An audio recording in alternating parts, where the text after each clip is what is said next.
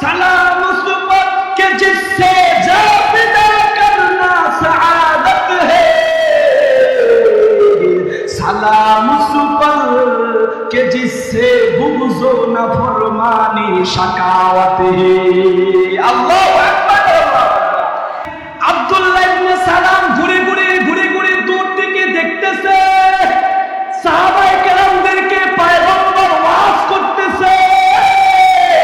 আল্লাহর পয়গম্বর ডাক দিয়ে বলতেছে, ইয়া আইয়ুহান নাস আফশুস সালাম ওয়া আত'ইমুত তুআম ওয়াসিলুল আরহাম ওয়া সাল্লু বিল লাইলি ওয়ান নাসু নিয়াম তাদখুলুল জান্নাতা বিসালাম। আল্লাহু আকবার, আল্লাহু আকবার। এমন একটা হাদিস, এইটা আব্দুল্লাহ ইবনে সালাম দূর থেকে দেখতেছে। এমন একটা হাদিস আল্লাহর পয়গম্বর ওয়াজ করতেছে। এই হাদিসের ভিতরে আল্লাহর পয়গম্বর চারটা আমলের কথা শিখিয়ে দিয়েছে।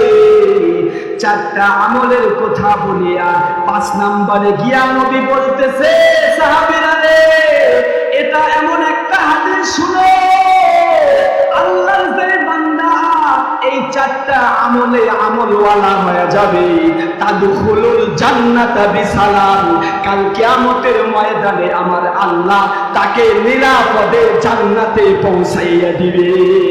আল্লাহু আকবার, আল্লাহু আকবার। আমল কয়টা? জোরে কোন কয়টা আমল? চারটা। বলেন কয়টা?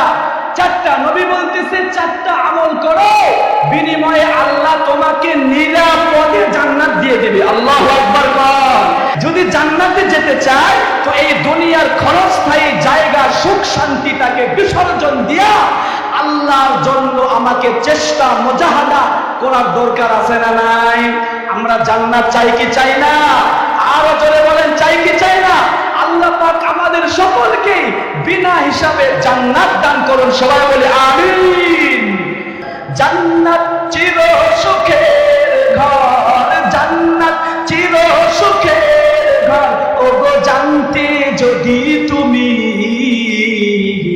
মায়া ঘেরা রঙিন পৃথিবী নয়তো সুখের খনি।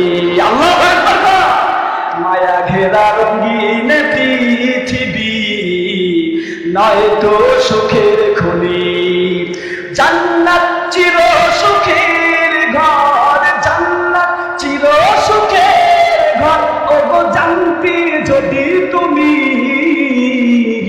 মায়া ঘেরা রঙিন পৃথিবী নয়তো সুখের খনি। লিল্লাহি তাকবীর। আল্লাহর পয়গম্বর ডাক দিয়ে বলতেছে, সাহাবীরা রে, চারটা আমল করো, বিনিময়ে আমি নবী তোমাকে সুসংবাদ দিলাম, তাদখুলুল জান্নাতা বিসালাম। চারটা আমলের বিনিময়ে আল্লাহর জান্নাতে চলে যাও। এই চারটা আমল আমরা শোনার জন্য রাজি আছি না নাই বাবা? আল্লাহর পয়গম্বর বলতেছে, হাদিসে আসছে, নবী ডাক দিয়ে বলতেছে, ইয়া আইয়ুহান নাস আফশুস সালাম, ও আমার উম্মতেরা রে শুনো, চারটা আমলের 1 নাম্বার আমলের নাম হলো তোমরা বেশি বেশি একে অপরকে সহি শুদ্ধভাবে সালামের আদান প্রদান করো। 1 নাম্বার আমলের নাম কি? জোরে বলেন। সালাম। সালাম দেওয়ার কেমন ফায়দা বলবো? নবীজি আরেক হাদিসে বলতেছে, মান বাদি বিসালাম বারিউম মিনাল কিবরি।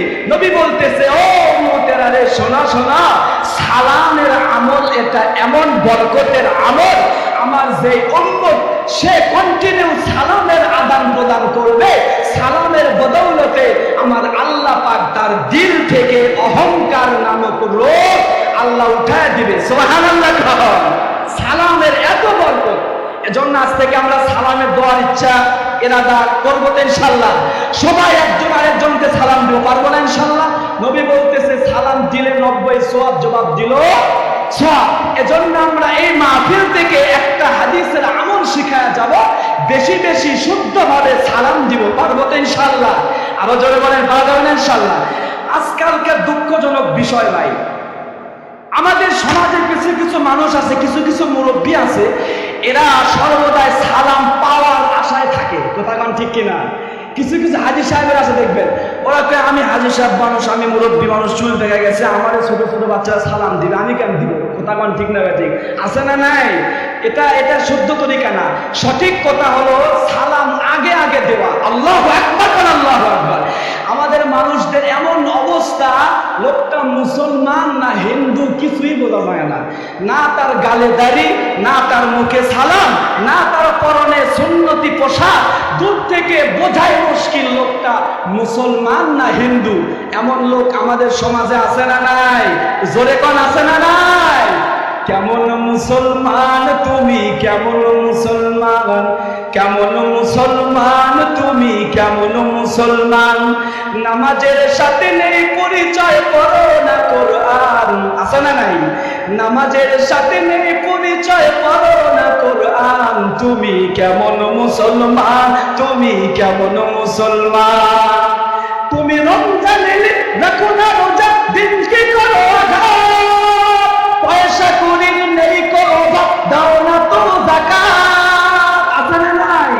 তুমি কেমন মুসলমান, তুমি কেমন মুসলমান, তুমি ভুয়া মুসলমান, তুমি ভুয়া মুসলমান।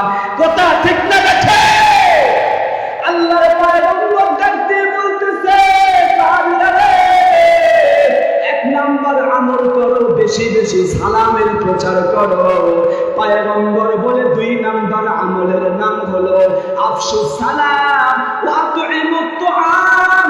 বেশি বেশি গরিব অসহায় মানুষদেরকে খানা খাওয়ায় দাও। যারা গরিব মানুষ, যারা অসহায় মানুষ, যারা, এদেরকে একটু খানা খাওয়ায় দাও।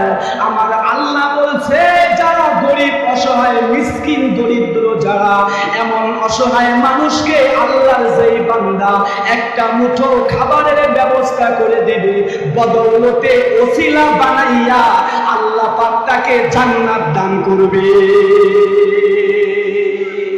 কয়টা আমল হলো?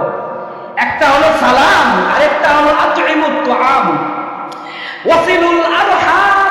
নবী বলতেছে তৃতীয় আরেকটা আমল করো। ও উম্মতেরা শোনো, খবরদার খবরদার, আত্মীয়তার সম্পর্ক যেন বিচ্ছিন্ন করিও না। আত্মীয়তার সম্পর্ক ভালো রাখো, আত্মীয়তার সম্পর্ক বিচ্ছিন্ন করিও না। নবী বলতেছে 4 নম্বরে আরেকটা আমল করো। রাতের বেলায় মানুষ যখন ঘুমায়া ঘুমায়া থাকবে, গভীর রাত হয়ে যাবে, যখন সব কিছু দুনিয়ার সমস্ত আল্লাহর মাখলুক যখন ঘুমের ঘরে চলে যাবে, যখন কেউ কোনো সময় জাগা থাকে না, পুরা পৃথিবীটা যখন স্তব্ধ হয়ে যায়, ওই সময় রাতের বেলায় উঠিয়া আল্লাহর আদালতে 2টা রাকাত তাহাজ্জুদের নামাজ পড়িয়া আল্লাহকে একটু ডাক দাও। এই 4টা আমল করো।